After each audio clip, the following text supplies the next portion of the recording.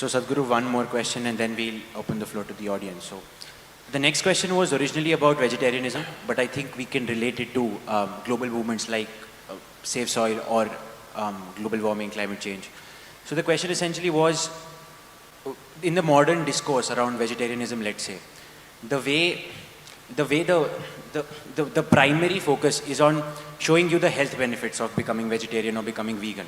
The primary facade is of showing you the rational reasons for becoming vegan. Every other day we see celebrities coming up and saying, okay, I've adopted a vegan healthy lifestyle, and then they'll do fitness. The question essentially is, why is the spiritual compassion, love aspect of these movements put backstage? So for instance, we saw the dance performance that happened before you, and there was a poetry recitation in your voice, and you were talking about the soil as your mother. And so that the potency in that kind of, in projecting those problems as spiritual, as essentially problems of the heart, that is found absent in large scale movements. So since you've been involved with this movement for long, how potent do you think creating this kind of discourse where we imbibe it as spiritual values instead of just utilitarian, rationalization of spiritual values essentially? So do you have anything to say on that? Now you're forcing me to reveal a strategy. For me, what I say depends on which part of the world I am, what kind of society I am in, what sort of people I am talking to at a given moment. Because for me, it should work. Hello? What is the point of doing something that doesn't work? That's what engineering means, to make everything work better, isn't it? Something is well engineered means it is working in the best possible way, that's why it's well engineered. If something is not working the way you want, you wouldn't call it well engineered. So, speech is also something that has to be engineered. For a given crowd, what is it that works best? The cause and the purpose doesn't change, it's the same purpose, but it has to be said in different ways.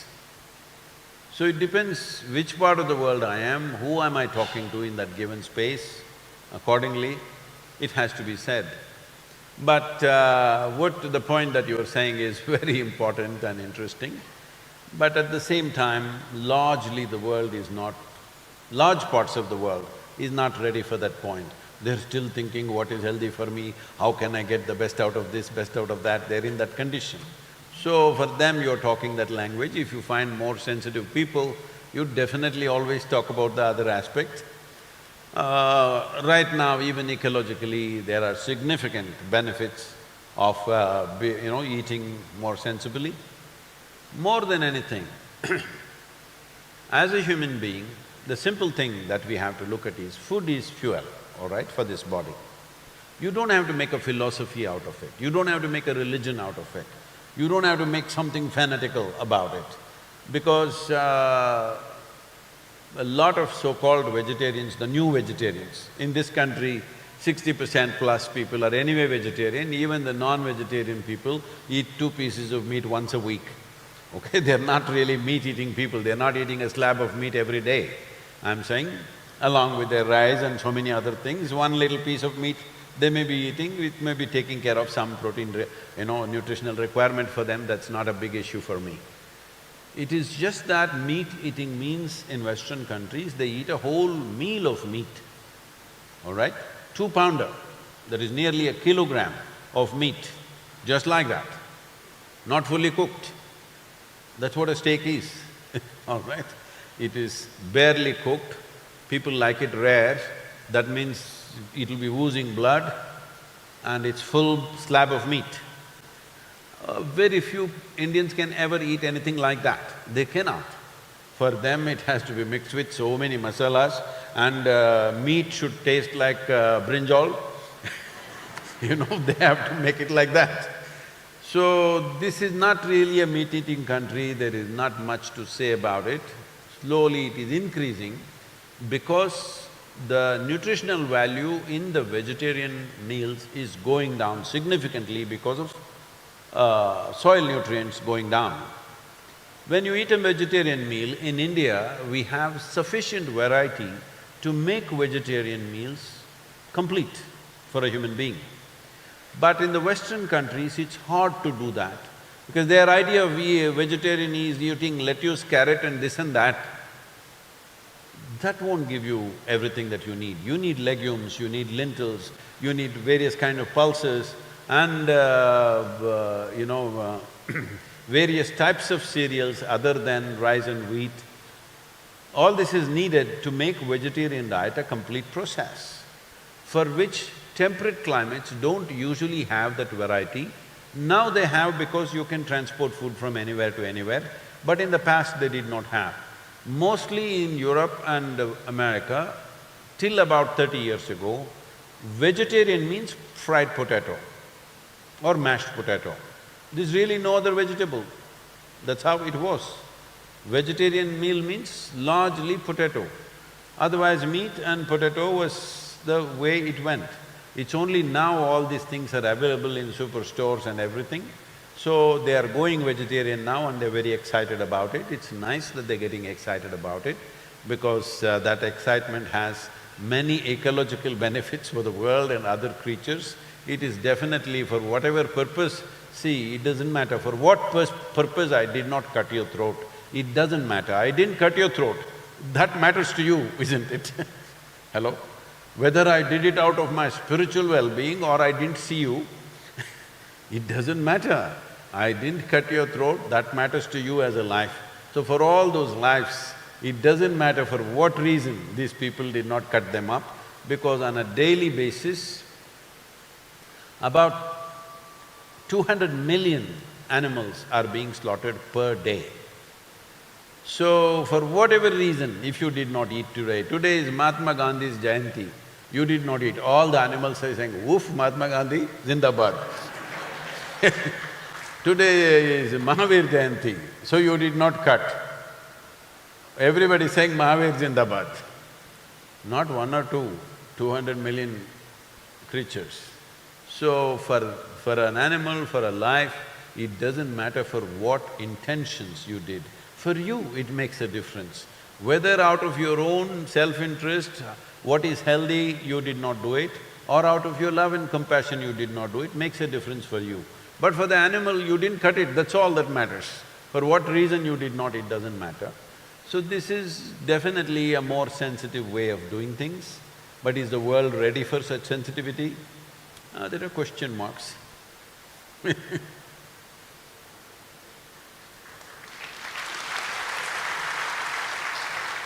So we're done with the questions that we have, but I'll open the stage to the audience if they want to ask something or they have some questions. Okay, that hand by the projector.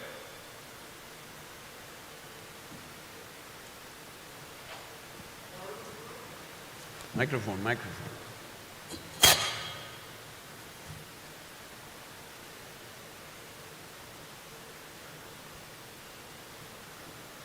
Hello. First of all, Namaskaram, Sadhguru. Where are you? Here. Here means where? Oh, Can you hold on a second? He said first, so we'll take his question first, then we'll go on to you. Only if you speak it works. Namaskaram, Sadhguru.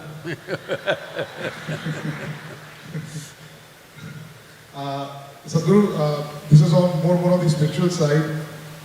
At this juncture, when I'm 32 years old, there are a lot of hindrances which stop me from going inside or, on the personal journey to go forward. So I really want to ask, what stops us from being the fullest of life that we want to be?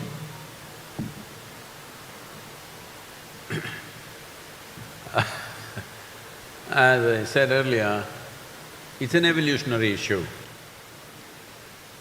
You have an intelligence for which you don't have a stable enough platform. If you do not create a stable platform, your intelligence itself will freak the hell out of you. You may become diagnosed as mentally ill or not, but whether diagnosis happens or not, suffering will happen. Some will get diagnosed, few will get diagnosed, most other nutcases are never diagnosed. They live around you, including you. Hello? Different kinds of problems. See, when I say different kinds of problems, it is not necessary you must be clinically depressed or you must be this or that. Your thoughts and emotions torture you, that means you're unwell. Right now, if your forefinger starts poking your eyes, something wrong with you or no? Hello? So if your thought and emotion keeps poking you inside, something wrong with you or no?